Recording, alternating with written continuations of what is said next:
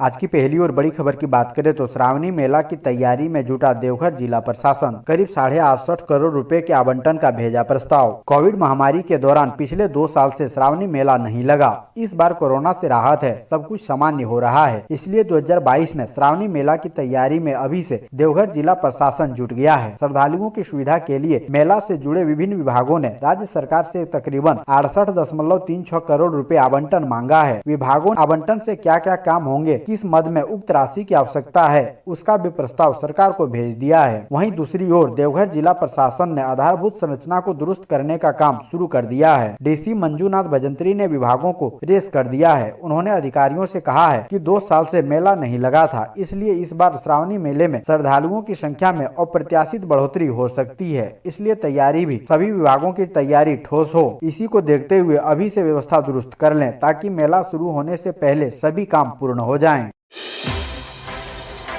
अगली बड़ी खबर की बात करें तो झारखंड विधानसभा में मुख्यमंत्री प्रश्नकाल की परंपरा समाप्त। झारखंड विधानसभा में गुरुवार को नियम समिति की रिपोर्ट ध्वनि मत से पारित हुई। विधायक दीपक बिरुआ ने समिति की रिपोर्ट को सभा पटल पर रखा। रिपोर्ट में झारखंड विधानसभा की कार्य संचालन नियमावली से धारा 52 को विलोपित करने की अनुशंसा की गई थी। धारा 52 में मुख्यमंत्री प्रश्नकाल का प्रावधान था। इस रिपोर्ट के पारित होने के बाद अब झारखंड विधानसभा में मुख्यमंत्री प्रश्नकाल नहीं होगा। इसके अलावा नियमावली में शून्यकाल की संख्या 15 से बढ़ाकर 25 करने का प्रावधान किया गया है।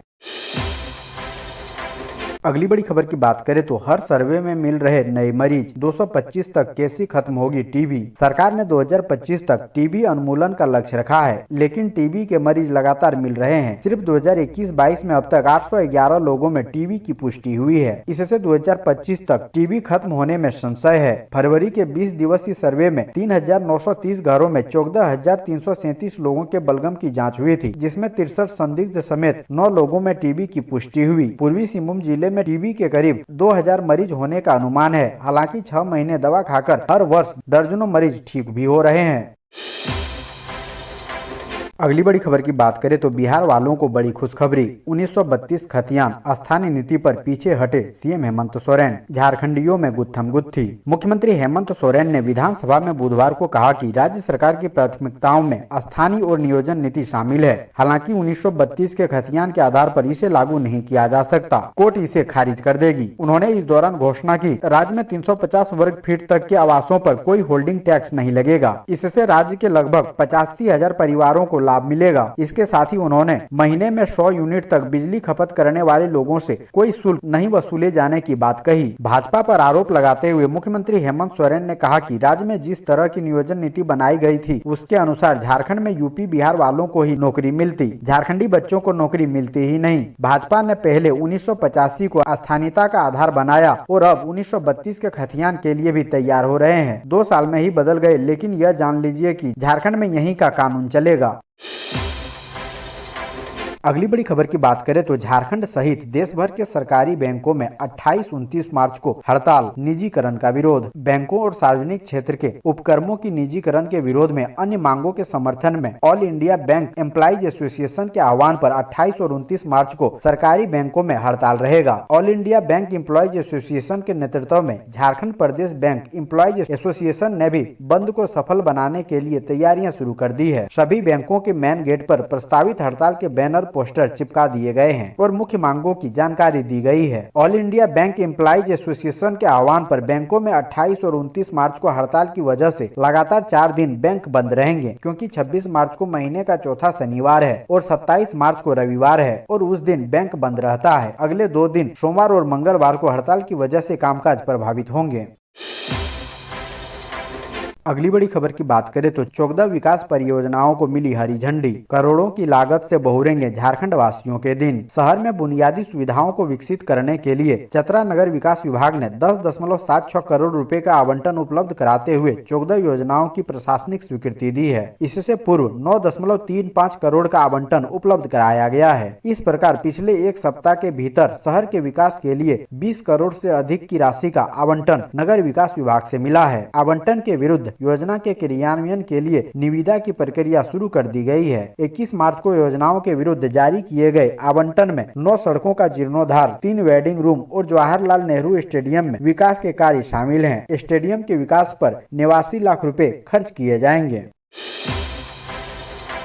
अगली बड़ी खबर की बात करें तो HIV के बाद अब मधुमेह रोगियों में तेजी से फैल रहा टीबी। आपको सावधान करने वाली खबर है, HIV के बाद अब मधुमेह रोगियों में भी टीबी तेजी से फैल रहे हैं। ऐसे में आपको जागरूक होने की जरूरत है। मधुमेह रोगियों में अगर टीबी के किसी तरह के लक्षण दिखे तो उसे नजरअंदाज बिल्कुल नहीं करें। किसी नजदीकी स्वास्थ्य केंद्रों पर जाकर जाँच कराएं। जाँच और इलाज मुफ्त में होती है। साथ ही अगर आपकी रिपोर्ट पॉजिटिव आई तो पौष्टिक आहार के लिए 500 रुपए प्रति माह मिलती है। हालांकि भगवान न करे किसी की रिपोर्ट पॉजिटिव आए। वर्ष 2019 में राष्ट्रीय टीबी नियंत्रण कार्यक्रम के तहत देश में अधिसूचित टीबी रोगियों में 64% की रक्त शर्करा की जांच की गई। इस दौरान टीबी के कुल मामलों में से 20% मधुमेह से पीड़ित मिले हैं, जो चिंता का विषय बना हुआ है। वहीं HIV के 60% मरीजों में टीबी का खतरा रहता है। इसका मुख्य कारण शरीर का रोग प्रतिरोधक क्षमता कमजोर हो जाता है, जिसके कारण बैक्टीरिया तेजी से प्रभावित करता है।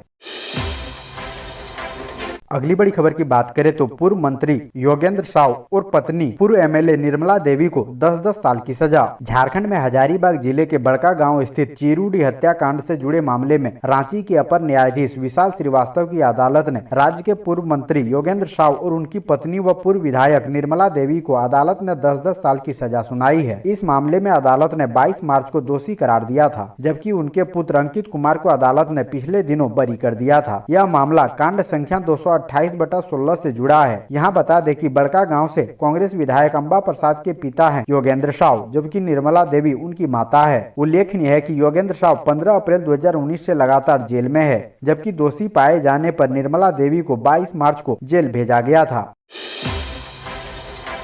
अगली बड़ी खबर की बात करें तो झारखंड के शिक्षा मंत्री जगन्नाथ महतो ने नहीं दी इंटर की परीक्षा, कहा अधूरी है तैयारी। शिक्षा मंत्री जगन्नाथ महतो इस बार भी इंटर का एग्जाम नहीं दे रहे हैं। उन्होंने अपने ही विधानसभा क्षेत्र के नावाडी इंटरमीडिएट आर्ट्स में एडमिशन लिया था, लेकिन इसके 1 महीने के बाद ही गंभीर रूप से कोरोना संक्रमित हो गए थे, जिसके कारण पिछली बार वे एग्जाम का फॉर्म भरने के बाद भी परीक्षा नहीं दे पाए थे। इस बार भी वह पूरी तरह से स्वस्थ नहीं है, जिसके कारण उन्होंने परीक्षा की तैयारी नहीं की। यही वजह है कि उन्होंने इस बार भी इंटर की परीक्षा से दूरी बना ली। झारखंड के शिक्षा मंत्री जगन्नाथ महतो भले ही खुद इंटर की परीक्षा में शामिल नहीं हुए हैं, लेकिन उन्होंने परीक्षा में शामिल होने वाले इंटर और मैट्रिक के विद्यार्थियों को शुभकामनाएं दी है। शिक्षा मंत्री जगन्नाथ महतो ने कहा कि एग्जाम में सिर्फ शामिल होना ही नहीं होता, बल्कि उनकी तैयारी भी करनी होती है। उन्होंने कहा कि अभी वे पूरी तरह से ठीक नहीं हुए हैं, ऐसे में एग्जाम को लेकर तैयारी नहीं हुई है, जिसके कारण वे इंटर की परीक्षा में शामिल नहीं हो रहे हैं। अगली बड़ी खबर की बात करें तो जैक कक्षा 10वीं 12वीं की परीक्षाएं शुरू, 2 शिफ्ट में हो रहे एग्जाम। झारखंड बोर्ड की कक्षा 10वीं और कक्षा 12वीं दोनों परीक्षाएं 24 मार्च से शुरू हो गई है। कक्षा 10वीं के परीक्षार्थी पहली पाली में और कक्षा 12वीं के परीक्षार्थी दूसरी पाली में परीक्षा दे रहे हैं। झारखंड एकेडमिक काउंसिल द्वारा 12वीं की परीक्षाएं ऑफलाइन मोड में आयोजित की जा रही है। झारखंड में इंटरमीडिएट यानी कक्षा 12वीं की बोर्ड परीक्षाएं 25 अप्रैल 2022 तक चलेगी, जबकि सेकेंडरी यानी 10वीं की परीक्षा 20 अप्रैल को खत्म होगी। इस साल जैक बोर्ड परीक्षाओं में करीब 7 लाख छात्र छात्राएं शामिल हुए हैं। अगली बड़ी खबर की बात करें तो झारखंड के गढ़वा में 130 मनरेगा कर्मी हटाए गए, जानिए पूरा मामला। गढ़वा जिले में मनरेगा कार्य में दैनिक परिश्रमिक पर सेवा दे रहे 130 कर्मियों को हटा दिया गया है। जिनको हटाया गया है उनमें कंप्यूटर ऑपरेटर, चालक, अनुसेवक, नाइट गार्ड, झाड़ूकस आदि शामिल है। ये सभी कर्मी मनरेगा के सृजित पदों के अलग कंटीजेंसी मद से करीब 10-10 सालों से गढ़वा जिले के विभिन्न प्रखंडों में अपनी सेवा दे रहे थे। अगली बड़ी खबर की बात करें तो झारखंड में डायल 112 की कवायद शुरू, अलर्ट मोड पर रहेंगे 520 वाहन। झारखंड सरकार राज्यवासियों की आपातकालीन सहायता के लिए एक बड़ा फैसला करने वाली है। आपातकाल की स्थिति में एक फोन पर पूरे राज्य में 520 गाड़ियां अलर्ट मोड पर रहेगी। ये गाड़ियां पुलिस विभाग, अग्निशमन विभाग, स्वास्थ्य विभाग और अन्य ऐसी ही आपातकालीन व्यवस्था से जुड़ी सेवाओं के लिए तैनात होगी। इस तरह की घटना को लेकर फोन आएगा, उससे संबंधित गाड़ी रवाना हो जाएगी। जानकारी के अनुसार यह व्यवस्था झारखंड में उत्तर प्रदेश की तर्ज पर राज्य स्तरीय आपातकालीन प्रतिक्रिया सहायता प्रणाली डायल 112 को सुदृढ़ किया जाएगा। इसे केवल शहरों तक ही नहीं बल्कि गांव-गांव तक सुदृढ़ व सिटीजन फ्रेंडली बनाया जाएगा। अगली बड़ी खबर की बात करें तो 2 साल बाद झारखंड में आयोजित होगी कक्षा 3 से 7 के लिए स्पेशल परीक्षा, 26 लाख विद्यार्थी होंगे शामिल। राज्य के सरकारी विद्यालयों में पढ़ने वाले कक्षा 3 से 7 के बच्चों की विशेष परीक्षा ली जाएगी। इन कक्षाओं में पढ़ने वाले लगभग 26 लाख विद्यार्थी 2 साल बाद स्कूल में ऑफलाइन परीक्षा में शामिल होंगे। ज्ञात हो कि वर्ष 2020 व 2021 में कोविड के कारण बिना परीक्षा के ही सभी विद्यार्थियों को अगले कक्षा में प्रमोट कर दिया गया था। इस संबंध में झारखंड शिक्षा परियोजना ने दिशा निर्देश जारी कर दिया है। कोविड के कारण पिछले 2 वर्षों से विद्यालयों में पठन पाठन प्रभावित रहा है। ऐसे में विद्यालय खुलने के बाद बच्चों के शैक्षणिक स्तर के आकलन के लिए परीक्षा ली जाएगी। परीक्षा 31 मार्च को होगी। 5वीं से 7वीं तक के विद्यार्थी की परीक्षा OMR सीट और तीसरी व चौथी की परीक्षा उत्तर पुस्तिका पर ली जाएगी। अगली बड़ी खबर की बात करें तो माता पिता को सुनाए गए फैसले के खिलाफ अपील करेगी अंबा प्रसाद। हजारीबाग जिले के बड़का गांव गोलीकांड मामले में गुरुवार को रांची व्यवहार न्यायालय ने फैसला सुना दिया। फैसला सुनाए जाने के बाद पूर्व मंत्री योगेंद्र साव और निर्मला देवी की बेटी एवं बड़का गांव के कांग्रेस की वर्तमान विधायक अंबा प्रसाद ने कहा है कि वह इस फैसले के खिलाफ अपील करेगी। उन्होंने कहा कि दोनों को साजिश के तहत फंसाया गया है। कंपनियों की ओर से जमीनों की लूट के खिलाफ आवाज उठाने की सजा मिली है। सुनवाई के दौरान विधायक अंबा प्रसाद ने कोर्ट से अपील की कि उनकी माता पिता को कम से कम सजा दी जाए। विधायक ने यह भी कहा कि योगेंद्र साव एवं निर्मला देवी अपने स्वार्थ को लेकर आंदोलन नहीं कर रहे थे। वे लोग जनप्रतिनिधि होने के नाते जनता की आवाज बुलंद कर रहे थे। पूर्व के भाजपा सरकार की मुखिया के इशारे पर अधिकारियों ने पूरे तरीके से माता पिता को फंसाया। यह भी कहा कि हुजूर अगर इसी तरह जनप्रतिनिधि को टारगेट किया जाएगा तो कोई भी जनप्रतिनिधि जनता की आवाज बनने से पहले 100 बार सोचेंगे। अगली बड़ी खबर की बात करें तो रांची एयरपोर्ट को मिला देश में दूसरा स्थान, यात्रियों ने दिए बेहतर नंबर। झारखंड की राजधानी रांची स्थित बिरसा मुंडा एयरपोर्ट को यात्रियों ने पॉजिटिव मार्किंग देने का काम किया है। यही वजह है कि यात्रियों की मार्किंग के आधार पर रांची एयरपोर्ट को ग्राहक संतुष्टि के पैमाने पर देश भर में दूसरा स्थान प्राप्त हुआ है। दरअसल राष्ट्रीय स्तर की एयरपोर्ट पर उपलब्ध सुविधाओं और ग्राहक संतुष्टि पर आधारित सर्वे रिपोर्ट मंगलवार को जारी की गई। इसमें रांची स्थित बिरसा मुंडा एयरपोर्ट को राउंड पूरे में ग्राहक संतुष्टि सूचकांक में दूसरा स्थान प्राप्त हुआ।